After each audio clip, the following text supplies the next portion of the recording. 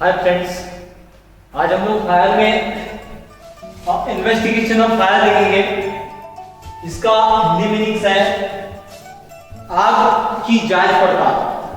अब आग की जांच पड़ताल की आवश्यकता क्या होती है, क्यों होती है और कैसे की जाती है जांच पड़ताल, इस टॉपिक के माध्यम से जानेंगे।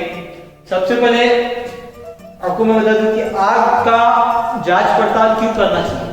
तो आग का जांच पड़ताल इसलिए करना चाहिए क्योंकि आगे इस प्रकार की घटना ना घटे, इससे हम लोग हुई गलती को सुधार सके। ये उद्देश्य होता है इन्वेस्टिगेशन ऑफ फायर का, मींस आग की जांच पड़ताल का।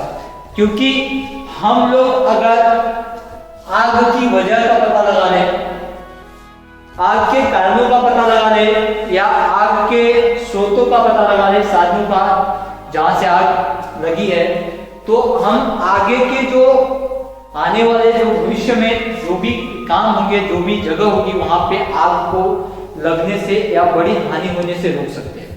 तो जांच पड़ताल के का जो उद्देश्य होता है वो होता है कि आग के खतरों को कम करना, आग के खतरों से बचना, आग की रोकथाम करना, ये उद्देश्य होता है इन्वेस्टिगेशन ऑफ फायर। तो सबसे पहले इन्वेस्टिगेशन ऑफ फायर कैसे किया जाता है, उसके स्टेप्स होते हैं। तो उसको हम लोग पीटीसी से समझेंगे। पी, टी एंड सी। तो ये स्टेप्स हमको ध्यान में रखना है। पीटीसी, पीटीसी के जरिए से हम लोग कैसे आग की जांच पड़ताल कर सकते हैं, हम लोग कैसे पता लगा सकते हैं, ये हम लोग जानेंगे। तो सबसे पहला है पी का मतलब पॉइंट ऑफ इग्निशन।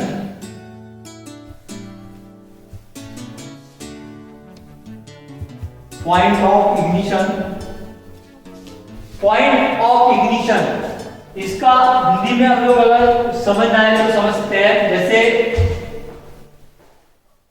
इग्निशन का मतलब होता है जलन, ज्वलना। तो जलने की शुरुआत या जलने का मुद्दा या पॉइंट कौन सा था, जगह कौन सी थी, कि कहां से आग की शुरुआत हुई, कैसे शुरुआत हुई। इसलिए सबसे पहले पता लगाना है आपको कि आग का पॉइंट क्या है।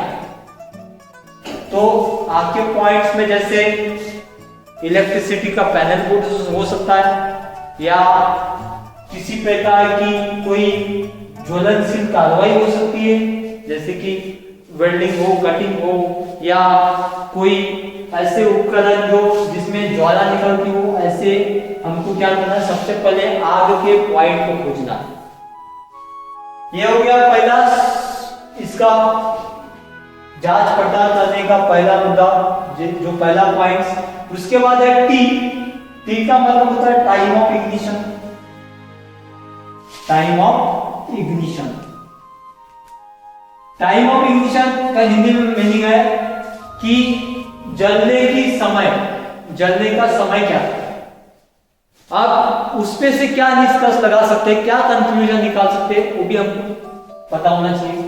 तो टाइम ऑफ इग्निशन का महत्व क्यों होता है, जैसे समझो आग का समय रात्रि का हो, नाइट का हो, तो उसमें देखा जाएगा कि रात के समय में क्या गलती हुई जिससे आग लग गया, किस समय वो लगी। जैसे कि समझो जब सारे लोग सोए थे तब लगी, तो उससे हम पता लगा सकते हैं कि जब लोग सोए थे तो आग का लगने का क्या जरिया था, किस जरिए से आग लगी होगी।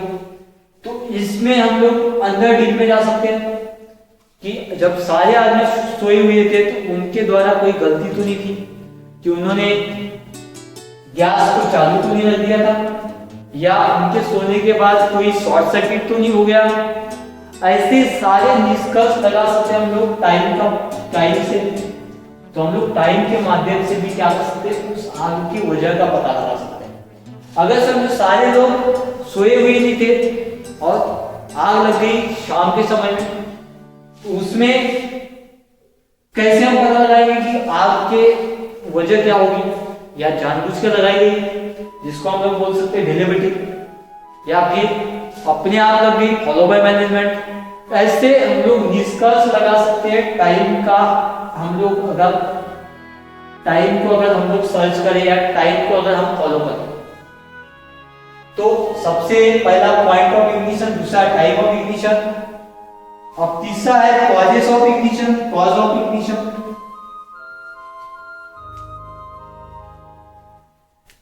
अब कॉजेस ऑफ इग्निशन में क्या आ जाएगा कि किन कारणों से आग लगी है। अगर इसमें कारण का पता लगाना है तो सबसे पहले आपको देखना पड़ेगा कि क्या क्या उसमें कैसे क्या क्षति हुई है, कैसे क्या वहां पे क्या क्या शुरुआत में जला हुआ है। ऐसे हम लोग कारणों का भी पता लगा के क्या कर सकते हैं, जांच पड़ताल कर सकते हैं। अब ये तीन जैसे PTC ये क्या होते हैं, जांच पड़ताल करने के शुरुआती मुद्दे होते हैं। इनके जरिए से हम लोग क्या कर सकते हैं, आग का पूरा निष्कर्ष निकाल सकते हैं कि आग किस प्रकार से लगी होगी, किस प्रकार से क्षति हुई, किस प्रकार से फैली, किस समय फैली। ये सारे इन तीन मुद्दों के माध्यम से आग का हम लोग आसानी से पता लगा सकते हैं। अब बहुत सारे ऐसी आग होती है, बहुत सारे ऐसी जगह होती है जिनमें आग का पता लगाना मुश्किल हो जाता है। ऐसे समय में क्या करते हैं हम लोग, साल्वेज वर्क्स निकालते हैं। साल्वेज वर्क का मतलब होता है कि किस प्रकार से आग लगी है, कौन सा सामान बचा हुआ है, वो हमको वहां पे देखना होता है। जैसे कोई सामान आधा जल के बचा हो, जिसको हम लोग साल्वेज बोलते हैं। जैसे कोई लकड़ी हो जो आधी जली आधी लगी, तो कुछ ऐसे पदार्थ, कोई सामान हो जो पूरी तरह से न जले हो, कुछ बचे हो, रिमेन हो, ऐसे सामानों को हम लोग क्या करते हैं, लैबोरेटरी में भेजते हैं, प्रयोगशाला में भेजते हैं, जिनके माध्यम से हम पता लगा सकते हैं कि इसमें जो आग लगी है वो किस फ्लो के माध्यम से लगी है, इलेक्ट्रिसिटी के माध्यम से लगी है या फिर गैस की वजह से लगी है। इस प्रकार का भी हम लोग क्या कर सकते हैं, उसमें प्रक्रिया कर सकते हैं। इस प्रकार से उसकी प्रक्रिया की जाती है, जो फॉरेंसिक लैब में पता लग जाता है कि ये किस प्रकार से इसमें ये लकड़ी को जली है। ये गैस के माध्यम से, गैस वाले आग से जली है, इलेक्ट्रिक वाले आग से जली है या फिर पेट्रोल वाले आग से जली है। इसका भी हम लोग क्या कर सकते हैं, उसमें निष्कर्ष लगा सकते हैं। अब उसके लिए क्या होना चाहिए, फॉरेंसिक लैब में कोई भी बचा हुआ पदार्थ भेजने के लिए क्या होना चाहिए, उसमें चिमटे का प्रयोग करना चाहिए सामान उठाने के लिए। हाथों में हैंड ग्लव्स होना चाहिए, जो सर्जिकल हैंड ग्लव्स होते हैं, सर्चिंग हैंड ग्लव्स होते हैं, उनका इस्तेमाल करके उस सामान को उठाना चाहिए। तब हम लोग क्या कर सकते हैं, उसका आसानी से पूरी तरह से इन्वेस्टिगेशन करके उसका पता लगा सकते हैं।